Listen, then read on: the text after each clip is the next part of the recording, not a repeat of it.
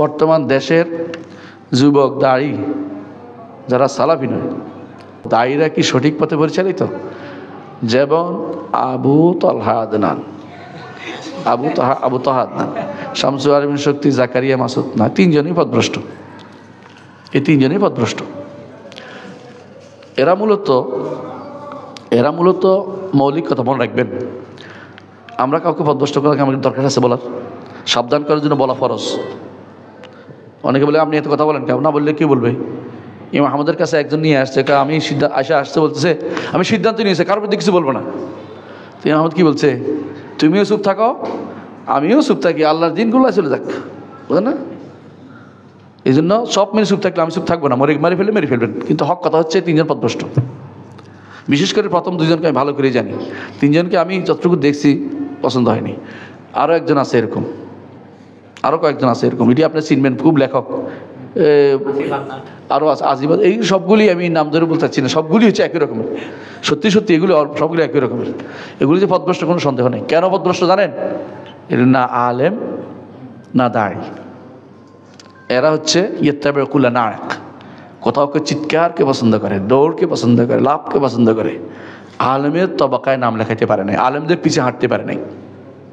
আপনারা ভালো করে জানেন দুনিয়া মালউনাতুন, দুনিয়া অভিশপ্ত, এর মধ্যে যা সব অভিশপ্ত, আলেম ও তালিম হইতে হয়।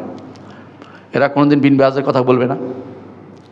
এরা বলবে আমেরিকার সেই বিখ্যাত ব্যক্তির, হ্যাঁ কি নাম জানি, আহমদ মুসা জিবরি, ওর বই অনুবাদ করে দিবে। কিরে তুই একটু শেখ বিন বাজের কাছে এটা নাই, ওর সাইমিনের কাছে এটা নাই, সালেহ ফজনের কাছে নাই?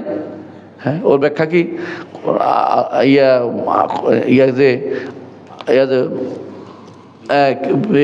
ইমান যে নষ্ট হয় এটা কি আর কেউ বলে নাই? ইমান যে নষ্ট হয় এটা কি আর কেউ বলে নাই? ইমান যে নষ্ট হয় এটা কি আর কেউ বলে নাই?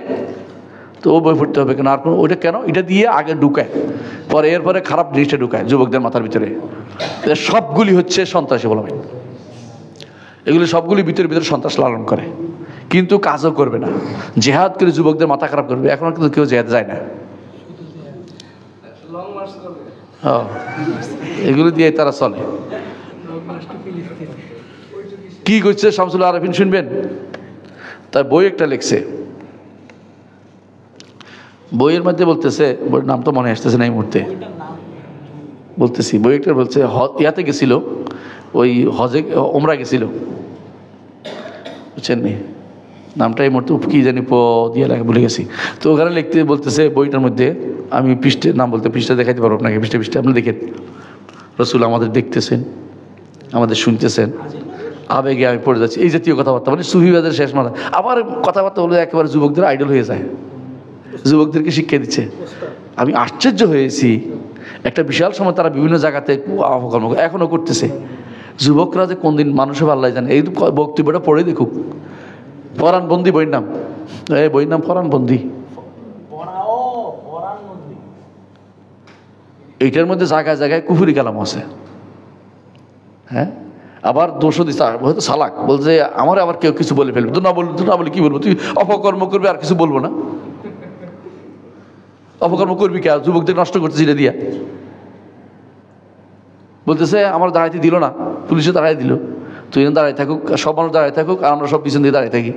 সালাম দেওয়ার জায়গা কোনটুকু জায়গা, কিন্তু দাঁড়াই সালাম না দিবি, তুই দাঁড়াই দিয়ে কী করছো? রসুলের কাছে মনের কথা বলার জায়গা জায়েজ আছে? রসুলকে অন্তর্জামি নাকি? জায়েজ আছে রসুলের কাছে মনের কথা বলা? ইসলামে জায়েজ নাই। রসুল দুনিয়া থেকে চলে যাওয়ার পরে তিনি তোমার কিছু শোনেন না, সালাম শোনেন, সালামের কথা জবাব দেন, হাদিসে আছে। এর বাইরে আর কিছু রসুল্লাহ সাল্লাল্লাহু আলাইহি ওয়াসাল্লামের কাছে যায় না। কথা বুঝছো?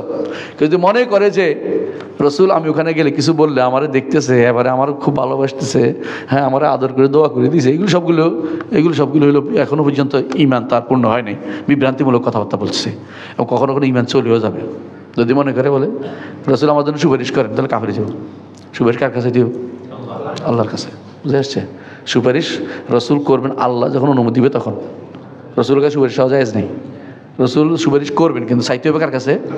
আল্লাহর কাছে। বুঝছেন কিনা? এটা বুঝেন কিনা? ফেরেশতারা সুপারিশ করবে না, কিন্তু আপনি কি ফেরেশতার কাছে সুপারিশ চাইতে পারবেন? সহজ বুঝছেন তো? ইমানদাররা সুপারিশ করবে, তাহলে সুপারিশ চাইবে না। আল্লাহ ইমান, আপনি কিন্তু সুপারিশ করবেন, জায়েজ না, আস্তাগফিরুল্লাহ। নিজে বাঁচবে কিনা কে বলতে পারবে? সুতরাং অনুমতি ছাড়া কোনো সুপারিশ চলবে না। এই জাতীয় কথাগুলি এর মধ্যে আছে, ফারানবন্দির মধ্যে পড়ে দেখেন, কিছু বলবো না। ইমান আকীদা শুদ্ধ না হলে ওদের পিছনে কোনো হাঁটা যাবে না। দয়া করে বোঝার চেষ্টা করুন, ইমান আকীদা শুদ্ধ হইতে হবে, মানহাজ শুদ্ধ হইতে হবে। আবার নিজেদেরকে মানহাজিও বলে, নিজে বেদাতি আবার কেউ মানহাজি, এগুলো বেদাতি। হ্যাঁ, চিটাঙে একটা আছে লাভ দুইটি গজে, হ্যাঁ গজওয়াতিল কায়েম হয়ে গেছে, গজওয়াতিল কায়েম হয়ে গেছে, গজওয়াতিল কায়েম হয়ে যায়। এমনি গজওয়াতিল কায়েম হয় না, মানে যুদ্ধ হয়েছে পুলিশের লগে, গজওয়াতিল কায়েম হয়ে গেছে। আর আমার নাম দিয়েছে আমি নাকি সৌদি আরবে টাকা পাইছি, এই জন্য সৌদি আরবে টাকা পাইছি এই জন্য আমাদের আলী হাসান ওসামার বিরুদ্ধে কইছে, কারণ তিনি সৌদি আরবে টাকা পাইছে।